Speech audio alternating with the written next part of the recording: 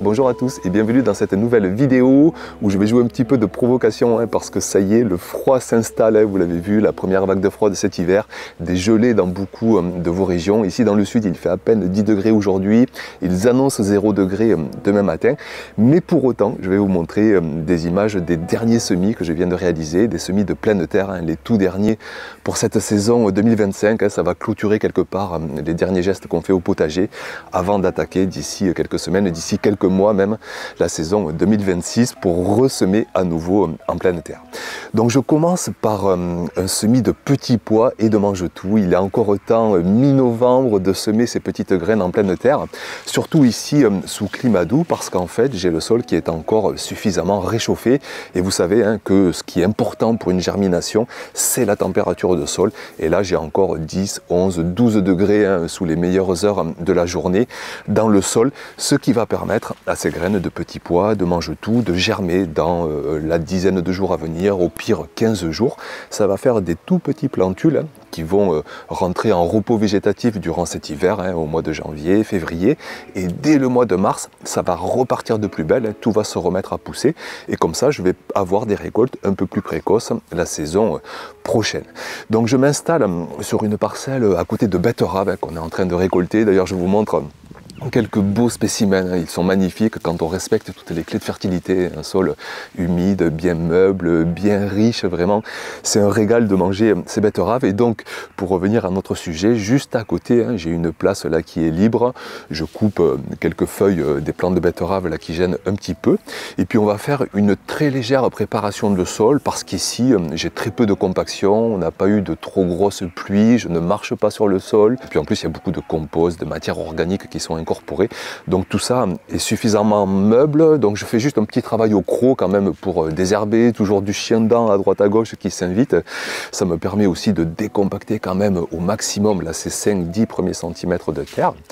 Et puis par la suite, j'ouvre 2 sillons parce que vous devez le savoir, par ici, je sème toujours les petits pois, les mange-tout par 2 sillons, et par la suite je mettrai un tuteur, un grillage entre les sillons pour faire grimper la culture.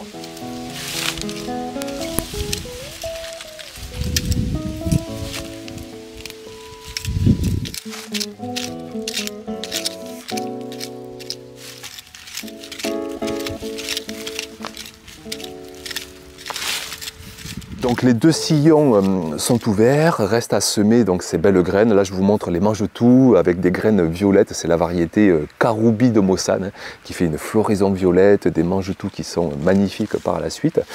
Donc j'y vais pour semer ça. Au début j'y vais un petit peu comme un cochon parce que j'en ai trop dans les mains, ça tombe un petit peu de tous les côtés, mais vraiment la densité idéale pour les petits pois, pour les mange-tout, c'est une graine tous les 2 cm.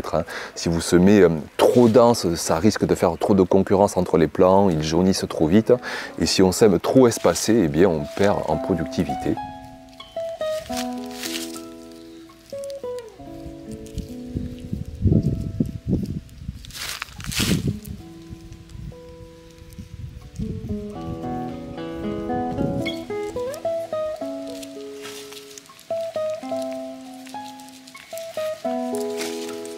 Puis par la suite, je referme, je rebouche tout simplement les sillons. Je fais ça à la main, et vous voyez d'ailleurs, je fais référence à ma dernière vidéo où je vous expliquais que parfois il faut faire attention à manipuler le sol à main nue quand on a des animaux sauvages, des excréments, des urines. Donc moi je continuerai plus que jamais à semer, à travailler mon sol à main nue, mais par la suite, maintenant je prends vraiment ce geste barrière de constamment me laver les mains avec de l'eau, avec du savon, pour éviter tout désagrément. Donc voilà pour ce semis de mange-tout, de petits pois. On passe ensuite à un semis de fèves. Comme les graines de petits pois et de mange-tout, ça germe avec un sol qui est entre 5 à 10 degrés. Ça va mettre 10-15 jours, ça va faire des petits plants et ça va repartir ensuite au printemps prochain. Donc là je me mets à côté d'une parcelle que j'avais semée en engrais vert. J'ai une petite zone là aussi de disponible sur laquelle je n'ai pas apporté de fumier, que je n'ai pas paillé, que je n'ai pas préparé, que j'ai gardé exprès pour ces semis tardifs. Donc je vais semer, on appelle ça la technique en poké. Vous savez que pour les fèves, soit vous les semez en ligne, une graine tous les 10 cm, ou 2 graines tous les 20 cm, ou 3 graines tous les 30 cm. C'est ce que je vais faire là, donc en poké. Et l'avantage de semer en poké, en fait, c'est qu'on a des plants qui vont être un petit peu plus trapus, qui vont un peu plus se maintenir entre eux. Et moi ici, qui ai beaucoup de vent, où j'ai souvent la culture qui casse, qui tombe au printemps, eh bien je privilégie de plus en plus un semis en poquet. Donc là aussi, très peu de préparation de sol, parce que je suis sur une parcelle où le sol est meuble, est riche et humide, n'a pas besoin vraiment de beaucoup de travail mécanique. Donc je prends mon petit croc et j'installe 3 petites graines par 3 petites graines tranquillement pour espérer donc une germination d'ici la fin du mois et puis donc des récoltes précoces dès le printemps prochain.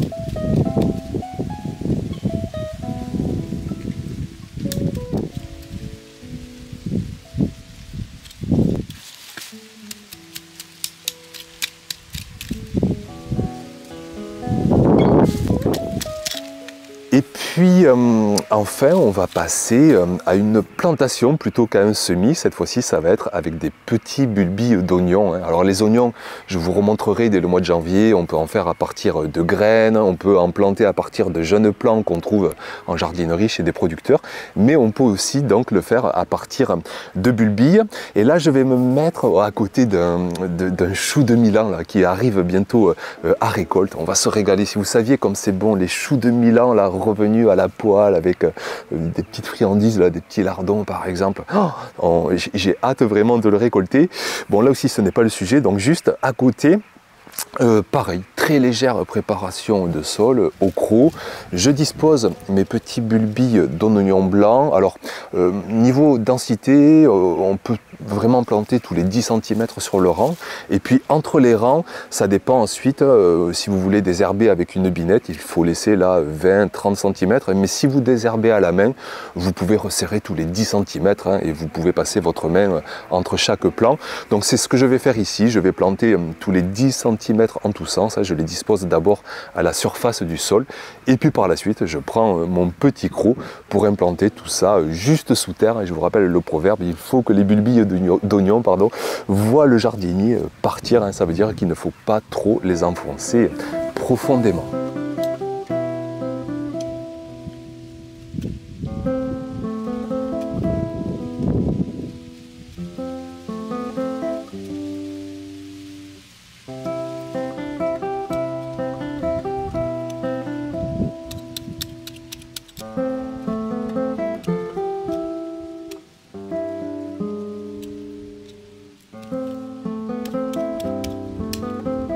Et puis, et bien voilà en fait, pour ces derniers semis, ces dernières plantations pour cette saison 2025, ça signe la fin des gestes en pleine terre. On va se mettre au repos, le sol, la terre vont se mettre au repos, le jardinier aussi qui commence maintenant à se mettre au repos. Et puis rapidement, dès le mois de janvier, on recommencera à semer, mais en contenant, sous abri.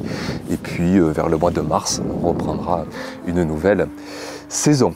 Donc voilà pour ce petit partage en toute simplicité pour cette vidéo. Et puis on se retrouve bien sûr très rapidement pour parler du purin de consoude. J'ai beaucoup de choses à vous dire à son sujet.